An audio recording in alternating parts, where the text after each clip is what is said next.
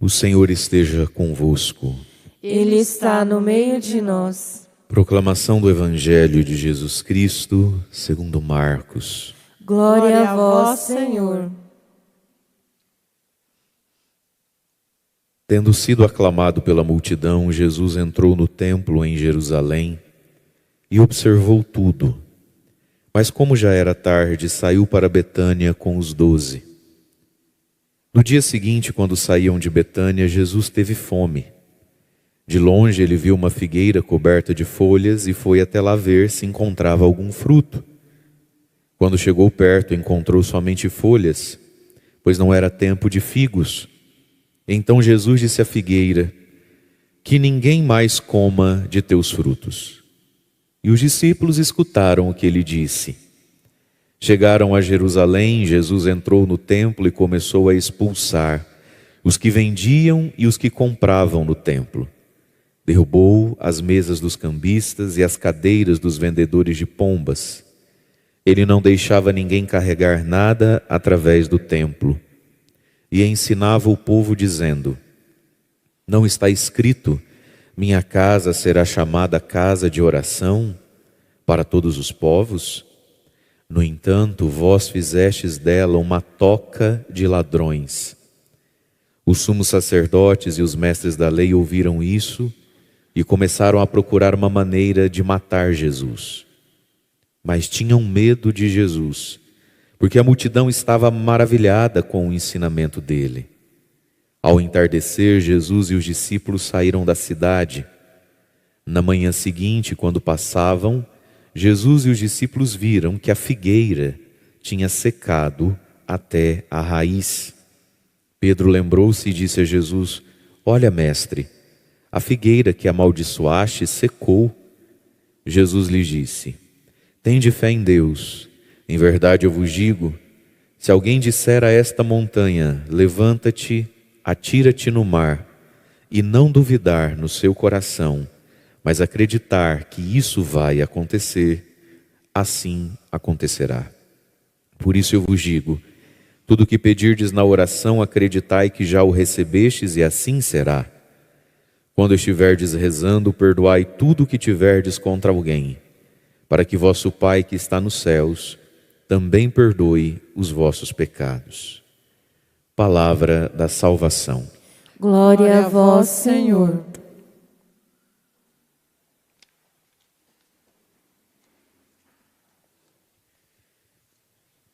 Irmãos e irmãs, o que uma figueira e o figo pode ter a ver com o templo e com a oração e o perdão? Jesus hoje no Evangelho colocou e fez acontecer, uma situação dele com um pé de figo entre algo que iria custar a vida dele, que foi esse dia onde ele quebrou tudo dentro do templo. Foi aqui que a coisa ficou muito definida para mestres da lei e os sacerdotes do templo, de que, de algum jeito, de algum modo, e em breve, Jesus precisa morrer, ele precisa ser morto, ele precisa desaparecer, por causa daquilo que ele fez dentro do templo. Então, vamos na própria ordem dos fatos aqui que o Evangelho traz para nós, ao nos apresentar essa figueira. A figueira na Bíblia é uma das imagens, mas talvez a principal imagem do judaísmo e do templo. Então, a figueira é um símbolo para eles da religião deles, da religiosidade deles. Portanto, a figueira também acaba sendo a imagem da pessoa religiosa, da pessoa que reza, da pessoa que vai ao templo, da pessoa que oferece a Deus sacrifícios e coisas desse tipo. E aí então Jesus vê de fato, não de modo simbólico, mas de modo concreto, um pé de figo. Diz lá que primeiro Jesus chega em Jerusalém, ele entra no templo e observa tudo, não fala e não faz nada, só fica olhando, fica ali talvez uma horinha dentro do templo, e fica olhando as coisas. E ele sai do templo, desce a Betânia, porque é tarde, e ele vai dormir em Betânia, na casa de Lázaro, um amigo dele que lá mais para frente ele vai ressuscitar. No dia seguinte, voltar para Jerusalém. Agora ele vai ter um dia todo para ficar no templo e não só uma horinha, porque já está de noite. Ele vai ficar o dia todo no templo. E nesse caminho para o templo, ele tem fome. Sentiu fome. E quando ele sente fome, então, ele vê meio que a distante assim, um pé de figo, coisa mais linda do mundo, coberto de folhas, aquela coisa mais linda do mundo. E aí talvez Jesus lembrou dos doces de figo que Nossa Senhora fazia em conserva, quando ele era mais mocinho, quando ele vivia em casa, que a mãe dele fazia aqueles potão de figo assim, em conserva, tirava um pouquinho, levava na casa paroquial, mas deixava lá para São José e para o menino Jesus, o adolescente Jesus, o jovem Jesus comeu doce de figo. Aquilo Jesus na hora salivou. Falou, gente, um figozinho agora. E ele vai em direção à figueira, porque a figueira está linda. E tem lá, para o povo, inclusive o profeta diz, ainda que a figueira não floresça e me negue o seu fruto, mesmo assim me alegrarei, esperarei no Senhor. Jesus vê aquela figueira floriu, coisa mais linda, de longe, ele falou, nossa, deve ter uns figão. E ele para, desvia, vai, desce, pula a cerca, vai lá. Quando ele chega, o que a figueira tem? Só tem folha. A figueira não tem figo. Só tem aparência. A figueira não tem fruto. Ah, porque não era tempo dos figos. Então por que estava bonita desse jeito? Por fora, bela viola. Por dentro, pão bolorento, né? A figueira, a imagem da hipocrisia. A imagem do enganar os outros. A imagem do... se fosse possível, enganar a Deus. Você olha, você até imagina que tem frutos. Você olha, você até imagina que tem figo.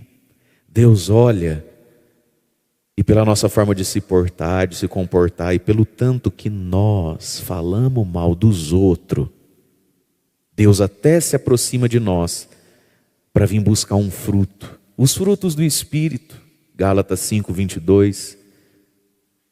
Os frutos do Evangelho em nós, que é as bem-aventuranças, Mateus capítulo 5. Só que quando Jesus chega perto da figueira, ele perdeu a viagem. Ele foi iludido. Quando Deus chega perto de nós, ele perde a viagem. Não tem fruto em nós. A gente é seco, igualzinho quem nem parece católico. Seco, igualzinho quem nem parece cristão. E é o que era a imagem do templo da época. O templo de Jerusalém era belíssimo como um pé de figo. Só que por dentro não tinha frutos da fé, da conversão. Lá nada acontecia de bom. Quantas vezes Jesus faz milagres por pessoas que passaram a vida toda dentro daquele templo, dentro daquela sinagoga. Portanto, belíssimo, porém morto. E não sei se deu um estresse, um revolto em Jesus, porque quem está com fome não pensa direito, né? Não é assim? Quando a gente está com fome não é bom falar. Quando a gente está com fome, primeiro a gente enche a barriguinha, sossega. Não é assim com criança? Pelo menos lá em casa era assim. O caldo entornar, minha mãe já vinha. Cara, isso é sono, tá com fome, vem cá. Mete a mamadeira na boca. Pronto, eu não falei que era fome. Então não sei se era porque Jesus estava com fome, ele amaldiçoou a figueira. Que ninguém mais coma dos teus frutos também. O discípulo olhou, o homem está bravo, nós vai ficar quieto, ninguém nem intercedeu pela figueira. Todo mundo, quietinho. E aí então eles vão para o templo. Chega no templo, o templo é a imagem do pé de figo. Chega no templo, o que Jesus viu que estava acontecendo? Aquilo que ele já tinha visto no dia anterior. Quando ele entra no templo, o outro evangelho vai dizer que ele faz um chicote de corda, com muita paciência. E Jesus começa a derrubar e quebrar coisas. Derruba as mesas dos cambistas e a cadeira dos vendedores de pomba, joga tudo pelo chão. E com muita braveza e violência física. Olha só isso, minha gente. Vai dizer a eles, eu imagino que aos gritos, porque isso aqui deve ter virado uma barulheira, que para ele ser escutado, ele deve ter gritado muito alto, esse versículo dizendo, não está escrito, minha casa será chamada casa de oração para todos os povos, vocês transformaram isso aqui numa toca de bandido, de ladrões, tirem tudo isso daqui. Penso a maluquice que não foi, minha gente, não é? Por quê? Porque o templo virou um pé de figo mentiroso. Lá não tem os frutos. Olhando de fora dá até vontade de entrar. Quando entra, não tem nada. O que tem lá dentro? Uma toca de ladrões. E aqui está, meus irmãos, vamos voltar um pouquinho na primeira leitura. Eclesiastes capítulo 44, versículo 1. Vamos fazer o elogio dos homens famosos. Eles estão contando a história do próprio povo, dos nossos antepassados. Vamos elogiar quem? Aí a gente já pula lá no versículo 9, dizendo: os nossos antepassados que merecem elogio, mas outros, tem gente que não deixaram lembrança alguma, desapareceram como se nem tivessem vivido. Uma vida em vão, uma vida sem fruto. Meu irmão, minha irmã, quem não tem os frutos de Deus na própria vida, ainda que seja bonito, rico e poderoso, quando morre, vai pouquinho tempo, ninguém nem lembra mais. Vivem, ou hoje, são como se nunca nem tivessem existido. Viveram como se não tivessem vivido. Seus filhos também depois deles. Aí vai falar de novo dos antepassados, versículo 10. Mas estes, os nossos antepassados, aqueles que têm fruto, ao contrário, são homens de misericórdia. Seus gestos, suas boas obras, sua santidade, jamais serão esquecidos. Eles permanecem. E aqui está, querido, um templo, uma comunidade e uma pessoa que não tem fruto, vai ser esquecido. Morre e parece que nem viveu, fica em branco na história. O mundo é feito daqueles que têm os frutos de Deus. E aí quem são esses? Homens de misericórdia, de santidade. Seus gestos de bondade, de grandeza não serão esquecidos. É o fruto que permanece, e é o fruto que Jesus não encontrou no templo. Ele não encontrou gestos de bondade, de misericórdia, de verdadeira fé. Mas vamos entender o porquê que Jesus fez o que fez aqui. Quando ele fala: minha casa virou casa de ladrão, de bandido, né? Vamos entender isso aqui bem entendido. Por que Jesus fez isso? Veja, meus irmãos, é claro e óbvio que Jesus sabia que o templo no qual ele ia várias vezes, que aquele templo custava dinheiro. Já no tempo de Jesus, um templo custa dinheiro. Como é que você constrói um templo? Você precisa de gente trabalhando para isso. Como é que você mantém o templo? Você precisa de gente trabalhando para isso. Toda a ritualidade do templo, tudo custa. O que foi que Jesus quebrou? O que foi que Jesus jogou fora? A mesa do cambista e os vendedores de pombas. E por que isso? Porque o templo, presta atenção no que o Padre está te explicando, o templo pode custar e custa. O templo necessita de dinheiro, mas rezar tem que ser de graça. Esse é o ponto do que Jesus fez aqui. Então, o povo ia ao templo, e para dar a Deus um ato de louvor, ou para dar a Deus um pedido de perdão, para fazer algo. Eu fui no templo e sinto que pedi perdão, de fato pedi perdão. Eu fui no templo e de fato agradeci. A pessoa tinha que ofertar algo material. Um boi, um cabrito, ou, a maioria era pobre, um par de pombinhas. E o que foi que sumos sacerdotes e mestres da lei fizeram? Não pode trazer a pombinha de casa. Porque o pobre sabe caçar passarinho, não sabe? Lembra que você era moleque no sítio, o que você fazia? Não caçava os passarinhos? Também não pode trazer de casa. Até porque só podia ser oferecido em Jerusalém. O sujeito mora lá na cidadezinha, ele vai levar 20 dias, aquele tempo tinha carro, 20 dias de viagem, acampando para chegar. A pombinha já ficou pele e osso. Então tinha que comprar a pomba dentro do templo. Com que dinheiro?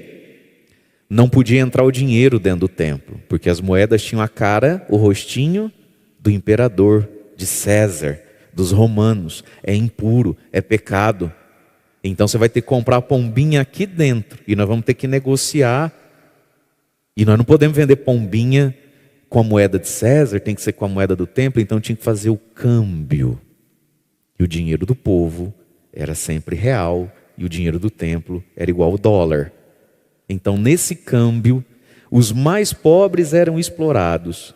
E se não aceitassem isso, não podiam rezar, não tinham rezado, continuavam em pecado. Então veja, meu irmão, você quer ir no templo e voltar com uma lembrancinha do templo, você que pague, filho. É obrigado a te dar a lembrancinha do templo. Não é assim? A pessoa vai em Aparecida do Norte, ela quer voltar com a mala cheia de chaveiro, de terço, aquelas camisetas medonhas, Aparecida, eu fui, estive lá, não sei que graça tem naquilo, mas a pessoa quer. Aí ela quer vir com as 15 Nossa Senhora Aparecida desse tamanhozinho, para dar um para cada neto, um para cada fiado, não é? Você quer, você paga, meu querido. E aliás, compre. Tem muita gente sustentando a casa, vendendo imagenzinha de Nossa Senhora Aparecida. Tem gente lá que está pagando a faculdade do filho, vendendo chaveiro de Nossa Senhora Aparecida. Agora, rezar para Nossa Senhora Aparecida é de graça. Você vai lá no pé da imagem, faz tua prece. E ali está o doutor, ali está o Zé Ninguém. Tudo debaixo da mesma santa. De graça. Na fila da comunhão, entra gente aqui que tem 1 milhão. De tanto milho que tem, entendeu? Ele tem 1 milhão. E entra gente aqui que recebe cesta básica da paróquia. Da mão do mesmo padre, na mesma fila, o mesmo Jesus. Para o mais rico, para o mais pobre. Não tem, ninguém paga para comungar. É ou não é assim? Não é? Ah, eu achei que você estava na igreja errada. É ou não é assim? Ah. O mais poderoso, o mais humilde, entra na mesma secretaria, confessa o pecado igual e está tranquilo. É ou não é assim? É. Ponto final. Ah, mas eu queria um terço. Ah, bom, aí você compra, vai na lojinha. Vou te dar o terço. Aí você está de brincadeira comigo. Então, psiu. Jesus sabe que o templo custa. É claro que custa. Tudo aqui custa. Rezar não custa. E é a sua gratidão por aquilo que não tem preço que financia a parte que custa. E cada um dá com alegria conforme pede o coração, sim ou não? Ponto final. Quem que vai construir isso? Quem quiser ajudar. Simples assim. Quem não quer, não ajuda. E muita gente que não quer ajudar vai vir tirar selfie, fazer foto e trazer os parentes depois. Ah, não, aqui é coisa linda. Assim. Rezar não se cobra, a oração ela é de graça. E qual era o problema? Muita gente se sentia condenado, distante de Deus, porque não tinha dinheiro. Ó, se pode um negócio desse. É por isso que Jesus quebra o câmbio, a moedinha do pobre que não vale nada, a pombinha do pobre. Que diferença faz para Deus, meu irmão, de onde é que vê essa pomba? Você acha que Deus está vendo isso? Mas a exploração em cima das pessoas, dos pobres. Então tinha gente que se sentia condenado ao inferno. Por que não pede perdão a Deus? Porque pedir perdão a Deus custa um dinheiro que eu não tenho. Olha o crime que é isso. Tinha gente que se sentia indigno diante de Deus, porque diante da graça, da bênção, de ter ganhado um filho, de não ter morrido de alguma doença, ele não podia agradecer a Deus. Mas por que você não agradece a Deus? Por que você se sente assim? Porque eu não consegui agradecer a Deus porque eu não tenho dinheiro. É isso que Jesus quebrou. É isso que Jesus mudou, mexeu. Você quer rezar, você fecha os olhos e reza. Você quer rezar, você abre a boca e canta junto aqui. É assim que é. Só que aí, né, meu irmão, minha irmã, Jesus mexeu, ó, onde? Quanto é que dava isso será por mês, hein? Quanta pomba vendia todo mês ali? Quanto dinheiro dava esse câmbio? Onde R$5 não vale $5. Certo? Mas a pomba é em dólar, e aí? Olha o que Jesus fez. E aí quando mexe no bolso, né, meu irmão? Ah, meu Deus do céu. O que decidiram? Tem que morrer. E não fizeram isso aquele dia por quê? Tinham medo de Jesus, porque a multidão era maravilhada com o ensinamento dele. Jesus não morreu não porque eles respeitavam Jesus. Jesus não morreu, eles tinham um profundo ódio por Jesus. Mas eles tinham medo da repercussão de tocar em Jesus. E é por isso que ficou guardado esse ódio lá para frente, né? E aí então eles saem. A multidão fica maravilhada com o ensinamento de Jesus que, se você quer rezar, você reza. Você, para pedir perdão e para dar glória, não tem pobre, não tem rico. Todo mundo é igual diante de Deus para essas coisas necessárias à fé. O pedir perdão e o dar ação de graças. A multidão fica maravilhada com Jesus.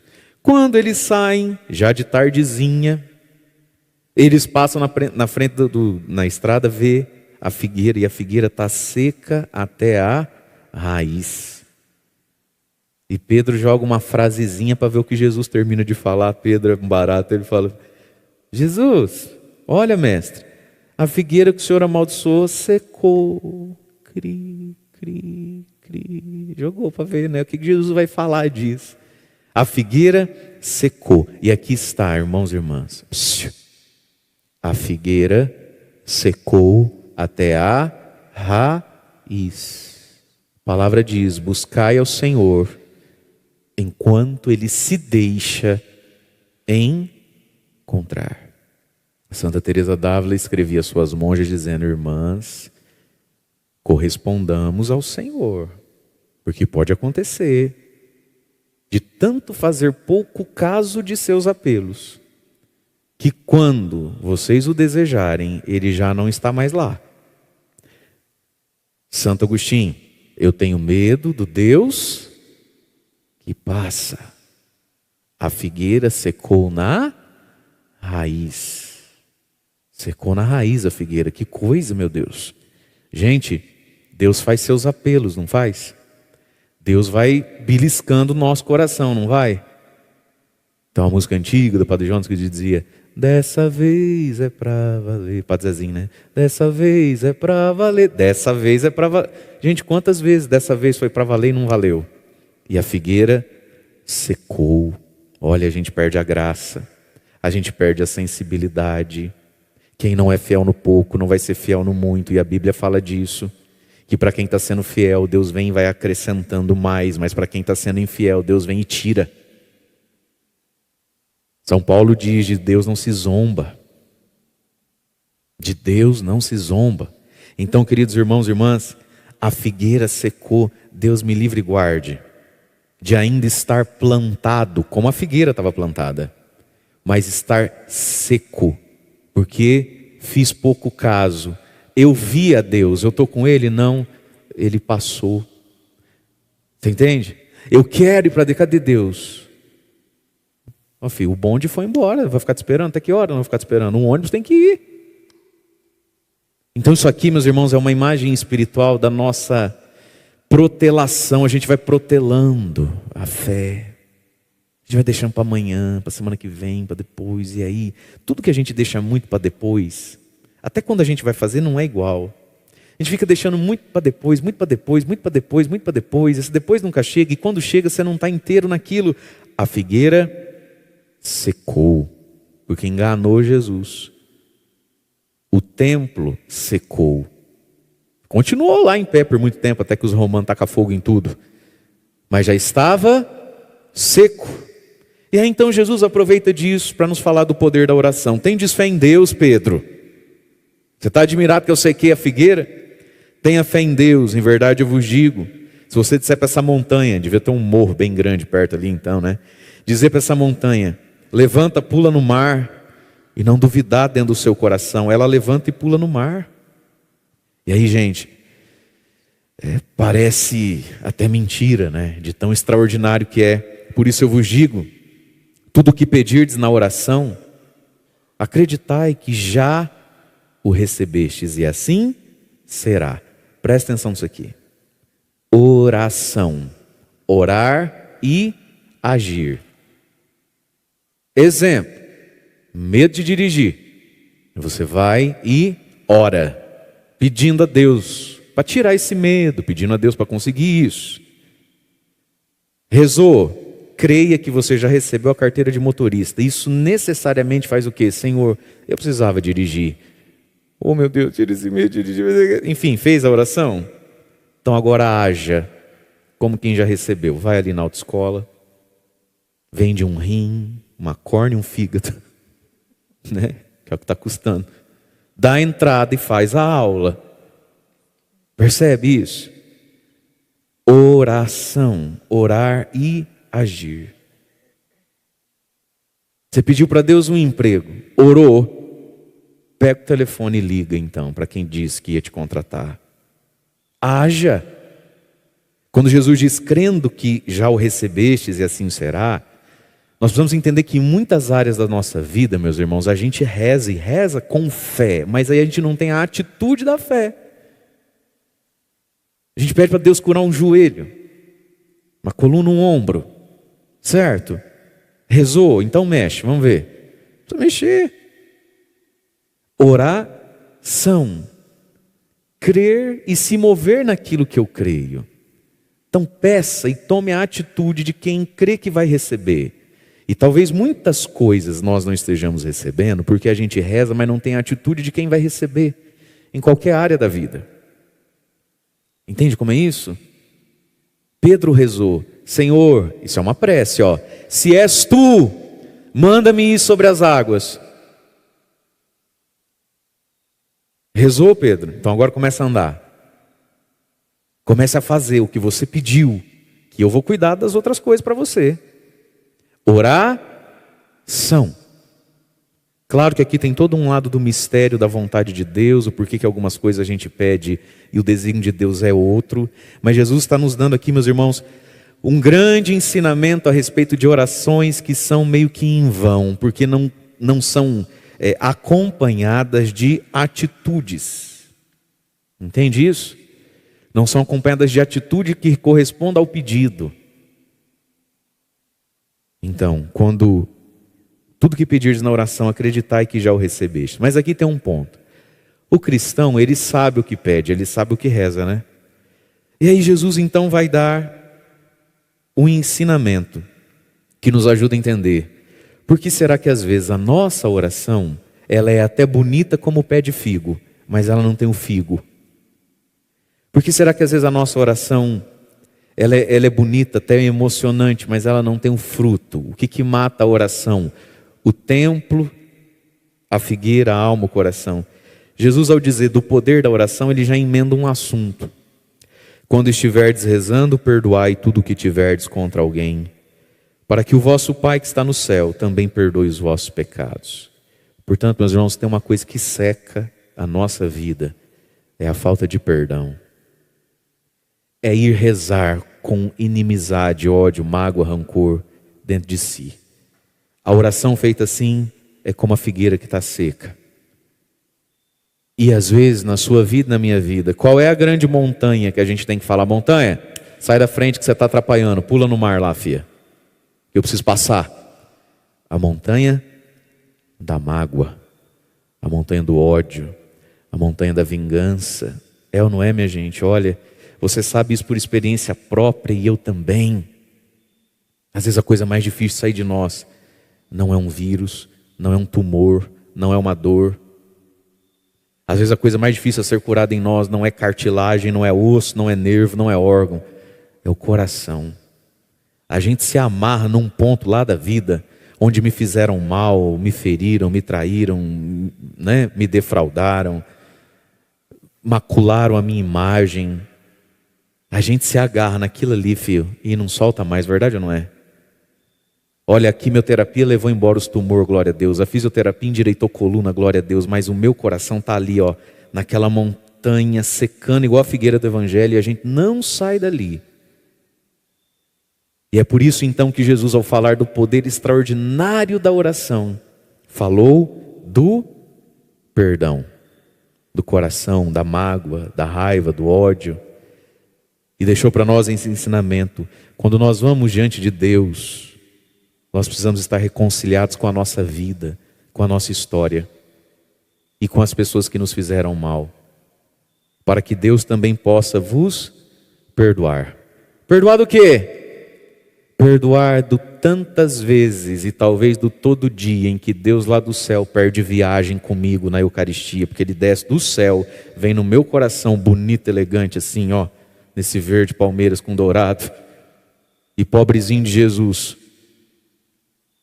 quando chega na porta do meu coração, na boca aqui, ó, na hora que eu comungo, descobre que não tinha nada dentro de mim, que eu, Mário Augusto Sartori Júnior, Padre Mário, igualzinho todo mundo. E aí eu quero que ele me perdoe, sim ou não? Claro que eu quero. Perdoe para Deus perdoar você das vezes em que você e eu iludimos a Deus. Porque quem vê a gente assim tão cedo, sentadinho, todos acordados, não é? Rezando e fazendo assim no glória. Gente, Deus até desce do céu como Jesus foi perto da figueira. E quando ele chega, quantas vezes não tinha nada dentro de você? Tinha nada dentro de mim. É ou não é verdade? Nada. E a gente quer que Deus perdoe, não quer? Perdoemos uns aos outros também. E é por isso que Jesus, sabendo do quanto é difícil perdoar, não é coisa fácil, não. A gente, quando não perdoa, não pensa você que você tem dificuldade de perdoar alguém e você é uma pessoa fraca. Não, perdoar é difícil. E tem coisas que são muito difíceis de perdoar. Como é difícil uma montanha ir para o mar. Qual é a força que move a montanha para o mar? Não sou eu. E tem perdão na sua vida, na minha vida, que o que vai destravar esse perdão não é terapia, não é nada não. É a oração, é milagre de Deus. É toque do Espírito Santo dentro de nós. Essa grande experiência do poder de Deus que liberta o nosso coração, que faz a gente virar páginas, que faz a gente seguir em frente. É dom de Deus. Mas claro que também Jesus hoje falou de tudo aquilo que a gente tem que pedir. Na oração a gente não tem que pedir só perdão. Na oração a gente tem que pedir os figos, os frutos do Espírito. Gente, vamos pensar, os santos e as santas de Deus rezavam tanto, e rezavam pedindo o quê? A santidade, os figos, os frutos. Nós não podemos, minha gente, ir diante de Deus só pedindo cura, só pedindo matéria, resolução de problemas. Também, Deus é seu Pai, meu Pai, Ele quer cuidar de nós. Mas nós precisamos ir diante de Deus com muita insistência, pedir os figos, pedir os frutos, pedir a paciência que agrada a Deus, a castidade, a pureza que agrada a Deus, pedir como quem quer remover uma montanha, pedir a sobriedade, pedir generosidade, pedir e desejar profundamente aprender a misericórdia, a caridade, a solidariedade, pedir desesperadamente o dom da oração, da ciência, da fortaleza, do entendimento. Nós não podemos ir diante de Deus para pedir só aquilo que pagão também pede. O que será que os santos de Deus tanto rezavam nas suas madrugadas? O que será que pediam? Uma vez que esse povo também, né, sobretudo aqueles que abandonaram tudo por causa de Jesus também, eles também não tinham que ficar pedindo para conseguir consertar o carro, não tinha que rezar para conseguir reformar a casa, não tinha que pedir essas coisas. Mas passar às vezes noites, o que esse povo rezava? Rezava a santidade, e às vezes talvez é isso que esteja nos faltando, meus irmãos.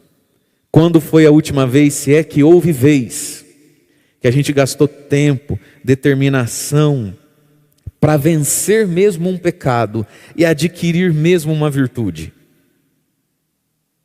Quando foi? Porque se você olhar para a sua vida, eu olhar para a minha, possivelmente os nossos grandes momentos de entrega à oração, cerco de Jericó, jejum de Esther, jejum do Daniel, 40 dias da irmã Zélia com o Pai Nosso, foi para superar um pecado e adquirir uma virtude? Possivelmente não foi. Foi para pedir algo que a gente estava no direito de pedir. Mas por que a gente não tem esse desejo de mover montanhas interiores? Porque é isso que agrada a Deus. E é isso que precisa acontecer, meus irmãos. Porque você e eu testemunhamos pessoas recebendo graças tão bonitas, recebendo curas, recebendo milagres, recebendo benefícios. Verdade ou não é? E estão indo tudo para o inferno. Vão comer figo com o capeta. Essa que é a verdade. Vão comer figo com o demônio no quinto dos infernos um dia. Essa que é a verdade. Nós precisamos rezar pela nossa santificação. Nós precisamos rezar com muito empenho pelo nosso coração, para agradar a Deus. Então existem coisas da fé tão bonitas que às vezes a gente olha, né? Você fala assim, nossa, queria ser assim. Você quer mesmo? Sei mesmo se quer não, hein? Quer mesmo? Gente, se a gente crê que Jesus pode dar um joelho novo para a gente, a gente crê que Jesus pode arrancar tumores de nós, e pode. Entende isso? Será que Jesus não pode nos dar o dom, já que você fala tanto que você queria ler e entender a Bíblia, eu pergunto, você queria mesmo ler?